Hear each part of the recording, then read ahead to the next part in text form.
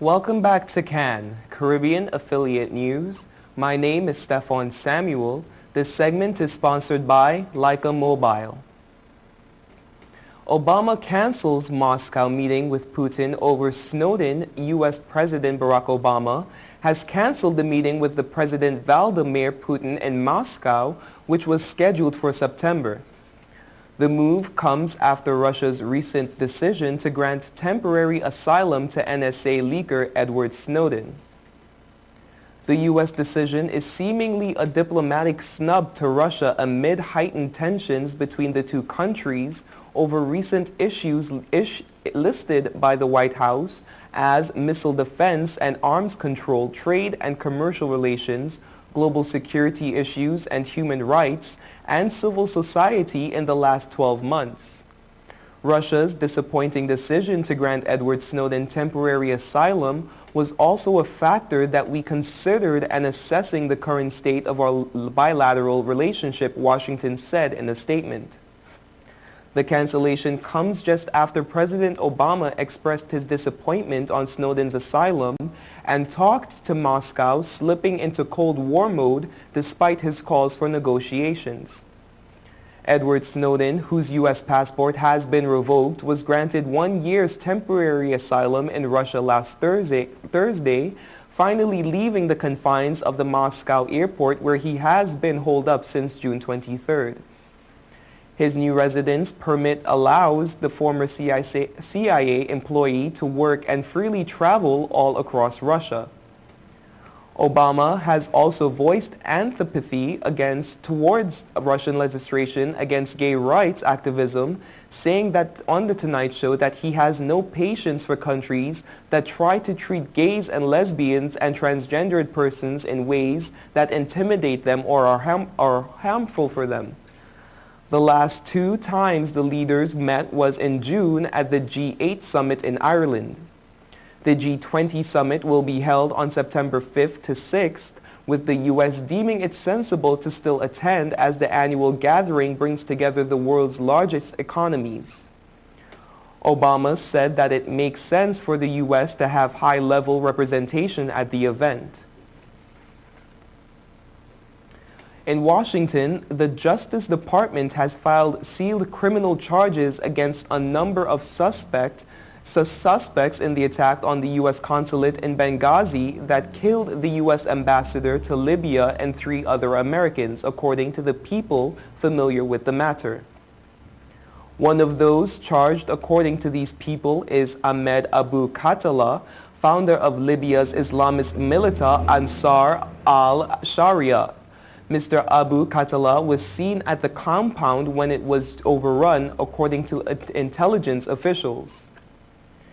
In interviews with reporters, Mr. Abu Khatallah has admitted being at the scene but denied involvement in the attack.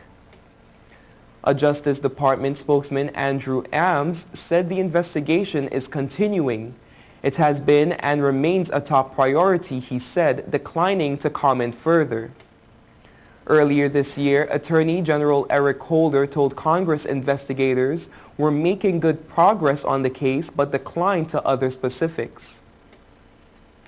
The September 11, 2012 attack on the consulate, which resulted in the death of the U.S. Ambassador Christopher Stevens, led to accusations from Republicans that the Obama administration had issued public talking points designed to hide the likelihood that the attackers were linked to al-Qaeda and thereby insulate political figures from the blame in the months before a presidential election. The White House has long denied those accusations. The lack of public charges had led critics to the Obama administration, particularly Republicans in Congress, to challenge the administration's handling not just of the immediate response to the attacks, but of the long-term response as well. Some conservatives have accused the administration of covering up its failures on the night of the September 11, 2012 attack, and beforehand accusations the administration has strenuously denied. Ansor al-Sharia has been a focus of the joint of U.S.-Libyan investigation after U.S. intelligence officials intercepted phone calls between members of the group and al-Qaeda leaders in northern Africa made immediately after the consulate attack, bragging about the incident according to the people familiar with the matter. While Ansor al-Sharia has been linked to al-Qaeda, it isn't clear if the storming of the consulate was directed by the global terror group. Michelle Knight confronts her kidnapper Ariel Castro in court. Cleveland kidnapper Ariel Castro was sentenced to life in prison without parole on 2 counts of aggravated murder plus 1,000 years on Thursday after a sentencing hearing filled the sordid details of his crimes, and tremendous perseverance and hope as victim Michelle Knight faced down her captor in court. Handcuffed and in an orange prison jumpsuit, a bearded Castro appeared to smile as he entered the courtroom, where he came face to face with the terror he inflicted on the 3 women. Castro, who imprisoned them for a decade in his Cleveland home, seemed to laugh as the court took a brief recess around noon. After Knight spoke and others gave statements for her fellow captives, Amanda Berry and Gina De Jesus, Castro delivered a long rambling statement. And I quote, "These people are trying to paint me as a monster. I'm not a monster, I'm sick," Castro said. He described himself as addicted to masturbation and pornography and claimed that he was a victim of sex acts when he was a child. Of his young daughter who was born in captivity, Castro said, "She'll probably say my daddy is the best daddy in the world, because that's how I tried to raise her in those 6 years. So she wouldn't be traumatized or anything like that." Cleveland kidnapping victim Michelle Knight delivers an emotional statement to the courtroom, telling Ariel Castro, "I spent 11 years in hell, now your hell is just beginning." The victims other than Knight were represented by relatives at the hearing. De Jesus was represented by her cousin Sylvia Colin, who said the young woman lives not as a victim but as a survivor. Berry's sister Beth Serrano said the family did not want to continue to talk about their ordeal, and even if she did, it is impossible to put into words. Berry is concerned that her daughter will hear versions of her story before she is ready. Amanda did not control anything for a long time, Serrano said. "Please let her have control over this so she can protect her daughter." Witnesses, including police officers and medical experts, revealed the terrifying details, including that more than 90 pounds of chains measuring nearly 100 feet were recovered from the home. Cleveland Police Department patrolwoman Barb Johnson, one of the initial officers to arrive at Castro's house after Berry kicked through the front door on May 6, was the first witness on Thursday. The officer described entering the darkened house with a flashlight attached to her firearm. Detective Andy Harris-Simchak of the Cleveland Police Department's Sex Crimes Unit described how the victims were physically restrained for periods by Castro and were chained and locked in rooms of the house. A-Rod, defiant till the end, Alexander Rodriguez is intent on evading baseball's most sweeping punishment since the Black Sox scandal. Rodriguez was suspended through 2014, and All-Stars Nelson Cruz, Johnny Peralta, and Everett Cabrera were banned 50 games apiece Monday when Major League Baseball disciplined 13 players for their relationship to Biogenesis of America, a Florida anti-aging clinic accused of distributing banned performance-enhancing drugs.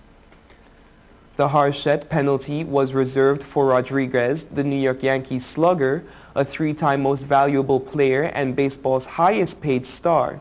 He said he will appeal his suspension, which covers 211 games, by Thursday's deadline.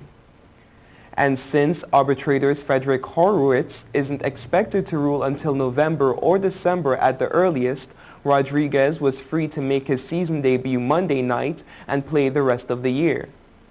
Sidelined since hip surgery in January, Rodriguez rejoined the Yankees 5 hours after the suspension in a series opener at the Chicago White Sox, playing third base and batting fourth. And I quote, "The last 7 months has been a nightmare, has been probably the worst time of my life for sure," Rodriguez said before the game. Booed loudly each time he walked to the plate, Rodriguez went 1 for 4 in New York's 8-1 loss. He blooped a single to left field in the second inning, flied out in the 4th and 6th, then struck out in the 8th. He acknowledged he felt rusty in the field, though he made all his plays. You were watching Caribbean Affiliate News. We will be right back.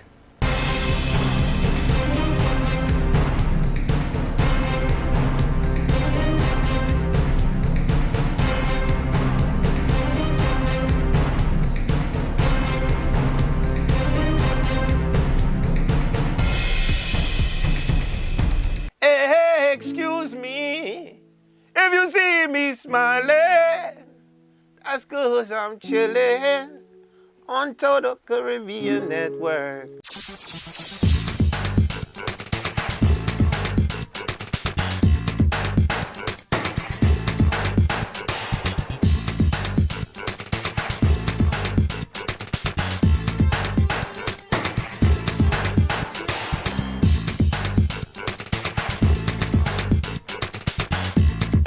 This your boy Wyclef Jean, man, and I'm chillin', man.